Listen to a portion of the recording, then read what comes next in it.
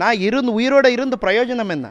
அப்படி கேள்வி வந்தது. அப்போ டக்குன்னு நான் அம்மாவுக்கு என்ன பண்ணேன், சாந்த்வனா பண்ணி மாட்டு கொடுத்தேன்.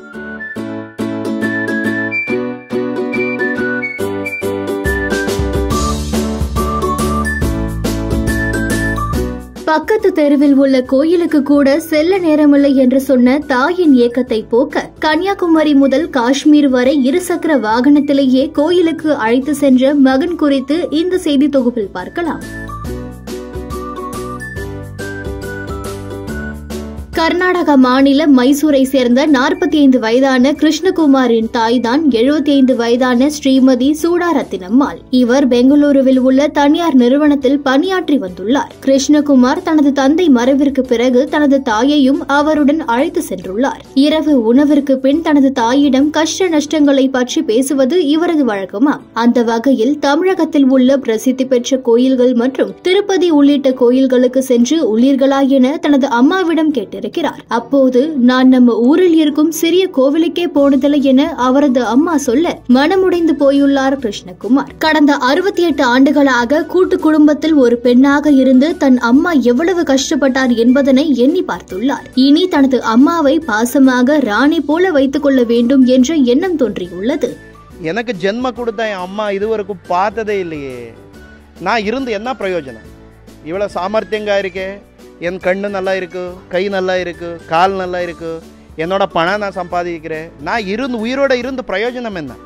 அப்படி கேள்வி வந்தது. அப்போ டக்குன்னு நான் அம்மாவுக்கு என்ன பண்ணேன், சாந்த்வனா பண்ணி மாட்டு கொடுத்தேன். அம்மா நீங்கள் கவலைப்படாதே, உங்களுக்கே பேரூர் ஹடபீடு மாத்திரமில்லை, மொத்தம் பாரதமே நான் கொண்டு போய் உங்களுக்கு காமிக்கிறேன்.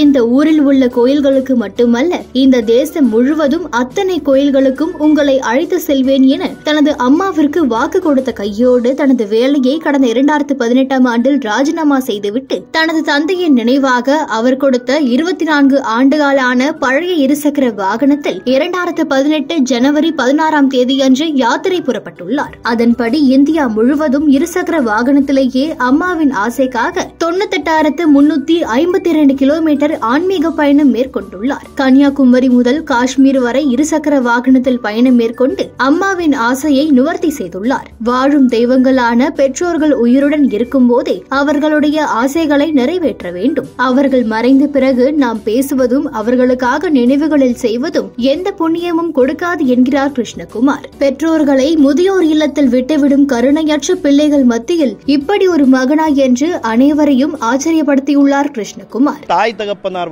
பேசும் தெய்வம், தாய் தகப்பனார் நம்ம கூட வாழும் தெய்வம்.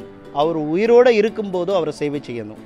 சின்ன வயசுலேருந்தே ரொம்ப கஷ்டப்பட்டு தியாகம் பண்ணி நமக்கு நல்ல வாழ் கொடுத்திருக்காரு. எல்லா தாய் தகப்பனாரும் ரொம்ப தியாகம் பண்ணி பிள்ளைகளுக்கு நல்ல சுஸ்திதியில் இருக்குன்னா அதுக்கு தாய் தகப்பனார் சேவை தான் காரணம். நம்ம கூட ஒரு கடைசி நாள்கள் கடைசி காலத்தில் பிள்ளைகள் கூட அவருக்கு பாச காட்டணும், அவரை மதிக்கணும். அது என்ன ஒரு நாள் 24 ஹவர்ஸ் இருக்குது, 23.5 ஹவர்ஸ் நம்ம என்ன வேணாலும் பண்ணிக்கலாம். நம்ம ஜாபு ஒரு நாள் அரை கண்டையோ 1 கண்டையோ தாய் தன்னை பக்கம் உட்காந்து நல்லா வாய் திறந்து பேசணும். அவரு கூட கஷ்ட சுகங்கள் அப்போ தெரிஞ்சுக்கணும். உயிரோடு இருக்கும்போது மதிக்கணும். அதுக்கப்புறம் எல்லாரும் கூப்பிட்டு போஜனை பண்ணி புண்ணியதானம் எல்லாம் பண்ணி எல்லாம் சந்தா அதெல்லாம் பண்ணுவாங்க, அது வேறு. பட் உயிரோடு இருக்கும்போது அவர் கூட பேசணும், பழகணும், வாய் திறந்து அவரை மதிக்கணும். இதுதான் எதுக்கு தான் வயசான காலத்தில் அவருக்கு தான் ஆசை இருக்குது, நம்ம பிள்ளை கூட இருக்குது, நம்ம பேரன் பேத்தியோட நம்ம பார்த்துட்டே நம்ம உயிர் இது ஆகணும், அப்படி அவருக்கு கூட ஆசை இருக்குது. அந்த டைமில் நம்ம எங்கேயோ வச்சா விருத்தாசிரமா ஓல்டேஜ், அவருக்கு ஆல்ரெடி பிபி சுகர் எல்லாம் இருக்குது, அந்த மனம் கஷ்டமாயிடும், மனசு கூட கஷ்டம் வரும். அப்போ